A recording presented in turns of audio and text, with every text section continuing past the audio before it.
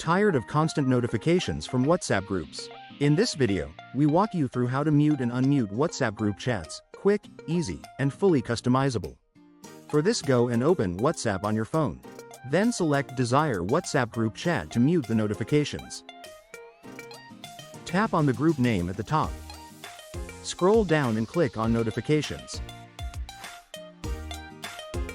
Tab on Mute Notifications. Then you can mute for 8 hours, 1 week or 1 year. I will select 8 hours to mute the notifications.